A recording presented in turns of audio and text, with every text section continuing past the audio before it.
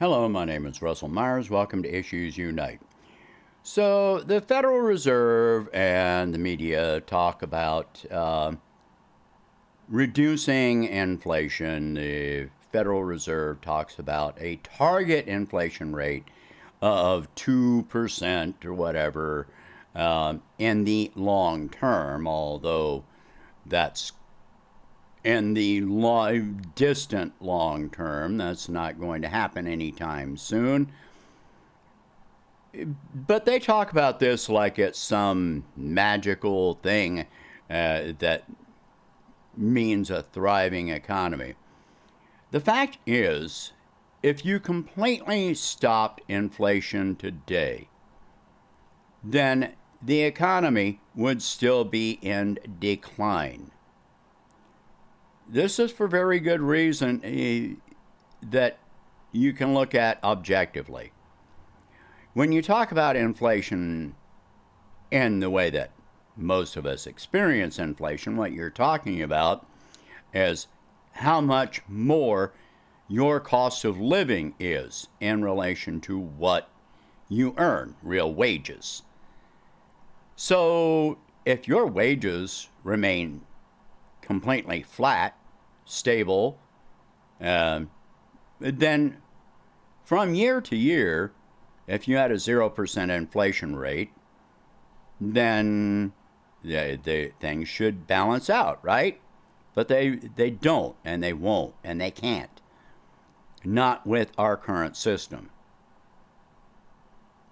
As it is, if your wages remain flat and you've got a 2% inflation rate, well, this year you're going to pay 2% more. Next year it's going to be over last year. And next year it's going to be 4% over last year. The next year it's going to be 6% after last year. In 5 years it's 10%, and so forth and so on. If you had a consistent 2% inflation rate. In 10 years, that's 20%.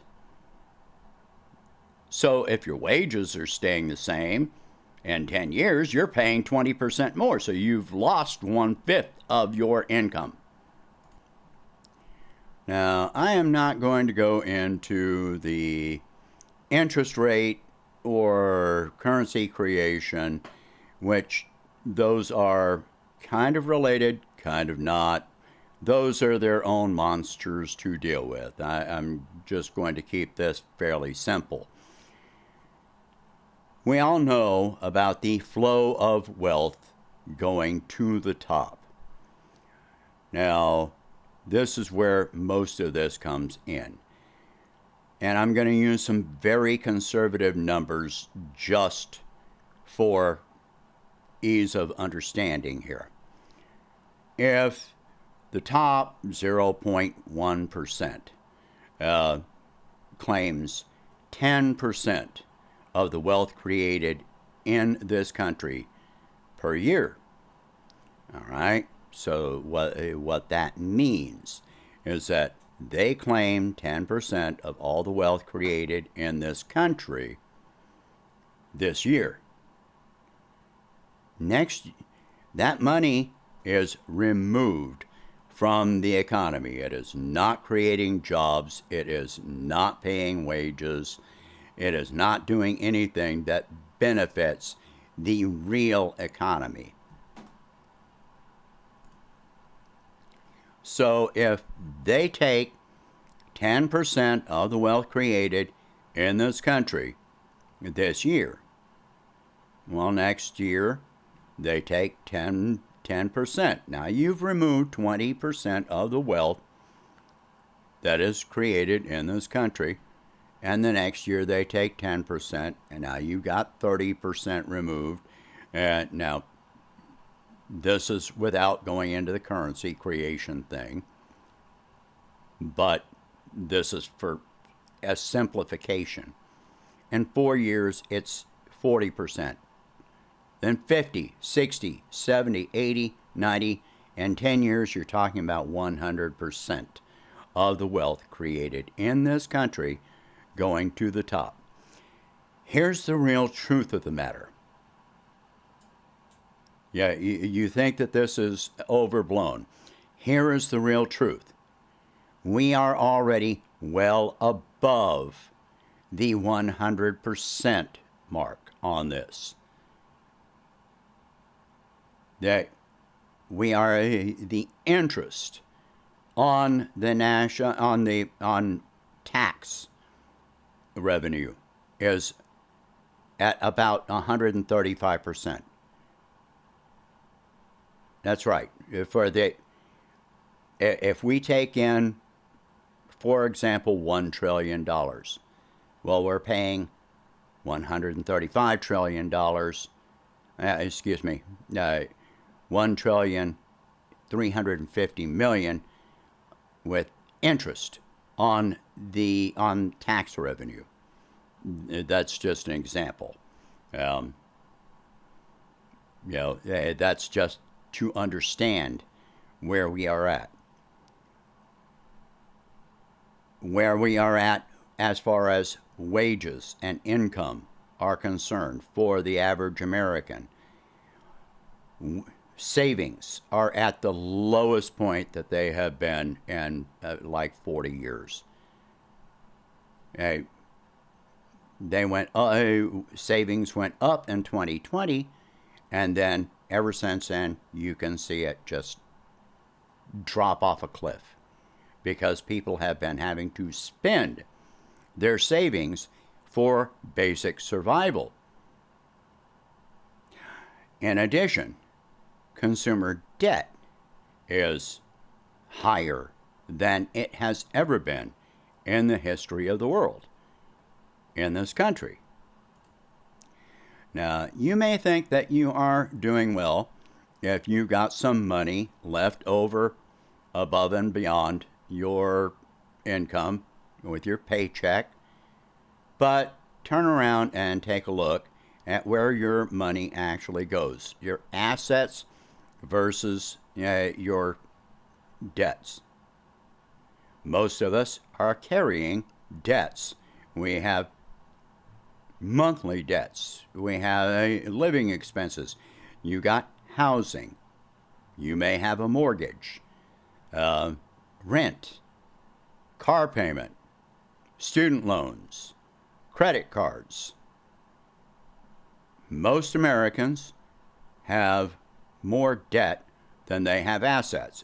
If you are bringing in $50,000 a year, but you've got $75,000, $100,000 in debt, then you are, in real terms, behind.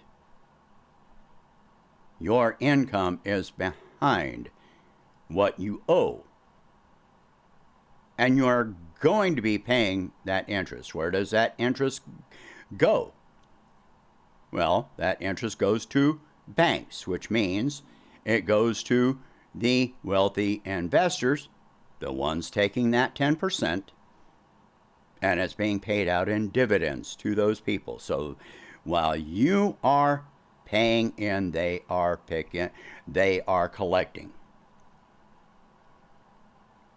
So even if you completely freeze inflation where it is right now, there is continually going to be more and more money being removed from our economy.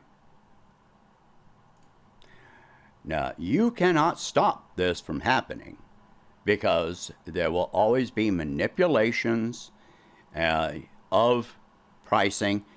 If you look at the fact that oil prices are down from where they were just a few weeks ago, natural gas prices are down from where they were a few weeks ago. Why did the prices go down? Because lack of demand. You got entire industries shutting down in Europe. You got layoffs happening in this country.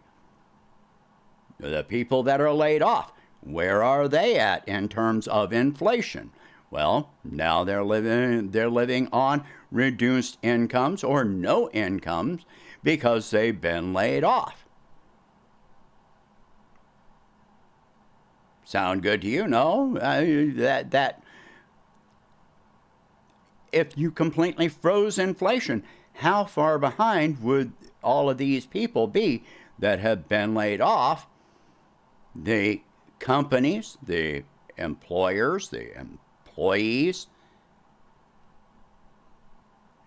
as Dr. Richard Wolff likes to point out, inflation is caused by employers.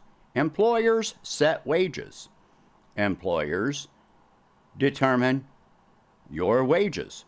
They control whether you are going to be laid off. They control your benefits.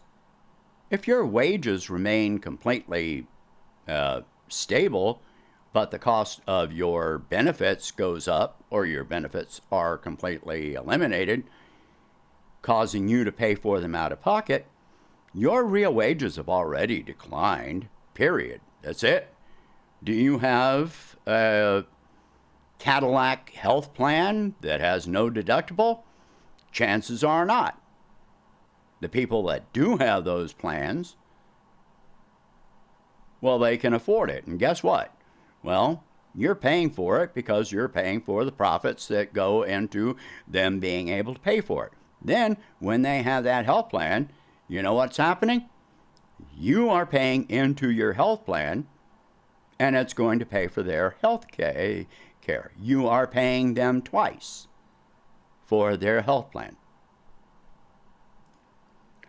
Now, these investors also want to see their investments or their dividends, their profits increase year over year. So if they make their 10% this year, the truth is they want to make 12% next year. How are they going to do that if everything is stable? Well, they're going to start laying people off. They're going to start cutting benefits. They're going to start cutting your hours. Anything at all. Or they're going to increase prices. Well, we're talking about if inflation was completely flat, so we'll leave that part out. But they're still going to decrease your hours, lay you off, cut your benefits. You've still got inflation, it's just not being called that. Then you got shrinkflation. It may not be increasing the price, but you're getting less for what you're paying. Same product. You buy a pack of cookies. Last year you had 20 cookies in that pack. Now it's 18, and next year it's 15, and the next year it's 10. That is a form of inflation. And we're seeing this happening all the time, in addition to the formal inflation. Most people that I talk to don't really want to be uber wealthy. It's kind of a nice fantasy, of course. But what do we really want is security. They want to know that their needs can be met and have something left over for little luxuries. Some decent clothes, a decent vehicle, getting your hair done, your nails, whatever. If they have some kind of an emergency, they want to know that it's not going to completely crush them financially. They're not looking at wanting to be millionaires and billionaires, not per se. Again, it's a nice fantasy, but when you ask them what they would do with it, some would waste all of it, but I think the majority of people would just put most of it away so that they would be set for their future. But the indication that is set by the fact that savings are declining and debt is going up, consumer debt is going up, indicates that most Americans are not secure now or for their future. They're taking on debt, hoping that their situation is going to become more secure, but there is no guarantee of this because that debt has been rising for years. For quite a few years now, I think since 2014, vehicle repossessions have been on the rise. Student loan debt default has been on the rise since at least 2014, maybe longer. This is not the sign of a healthy economy. So if you stop inflation, it's not going to stop the flow of wealth to the top and the decline of our economy. The decline of our economy is coming from the top 10%, 1%, 0.1%. That's where it's all going. Yeah, those 0.1%, the top 10, 1%, these are the people that will export jobs to other countries, eliminate your job, and leave you without an income so that they can make more profit. They will shut down entire industries, shut down manufacturing plants in small towns, which decimate the entire town, which destroys small businesses.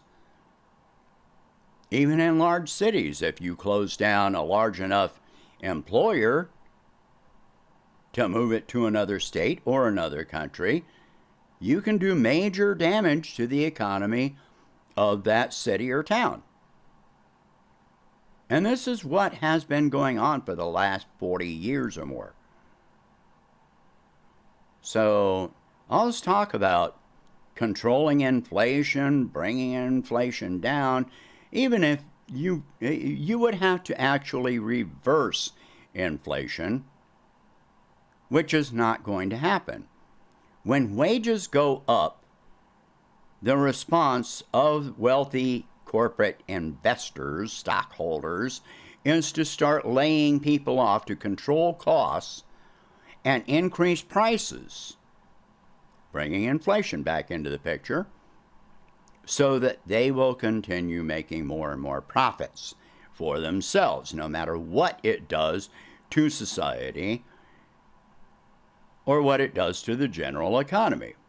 I've pointed out many times, you keep on eliminating enough jobs, eliminating enough wages, you've got less consumer spending, which means they're going to lay off more people because they don't need as many. These are the people that will automate your job. So that job no longer exists anywhere anymore.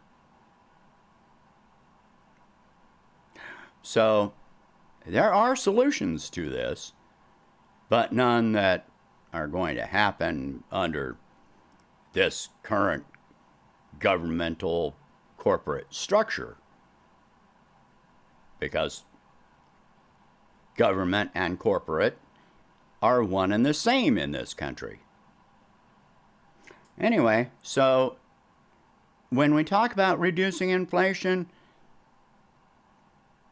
that's not really a discussion that needs to be held anymore. I mean, in the short term, yes, but in the long term, it does no good. Think about that. All right? Share this video. Talk about these subjects.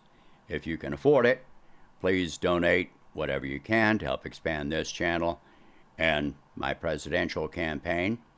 I know that's asking a lot when I'm talking about inflation, but anyway, if you can. And thank you for watching. I hope you have a good day.